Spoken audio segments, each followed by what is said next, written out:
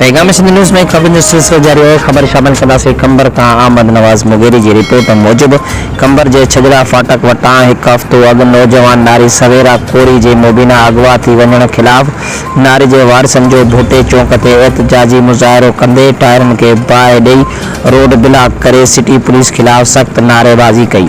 उन मौके ते मुश्ताक कोरी, अब्दुल गफ़ार कोरी ऐं ॿियनि जो चवणु हो त न्याणी सवेरा के जवाबदार नदीम चांडियो, शब्बीर चांडियो, सुहेल चांडियो ऐं ॿिया घर मां ज़बरदस्ती अगवा करे विया आहिनि, जंहिंजो सिटी थाणे ते केस दर्ज करायो हो, पर पुलिस सखणा आसरा ॾेई रही आहे। हुननि आला अख़्तियारनि वस वारनि DIG लारकाणो SSP कमर शहजाद कोट खां अपील कई आहे त नोटिस वठी न्याणी खे बाज़ियाब कराए वञे। ॿिए तरफ़ राब्ते करण ते SHO सिटी रफ़ीक अहमद खेड़े जो चवणु हो त असीं जवाबदार जी गिरफ़्तारी लाइ मुख़्तलिफ़ हंधनि ते छापा हणी रहिया आहियूं।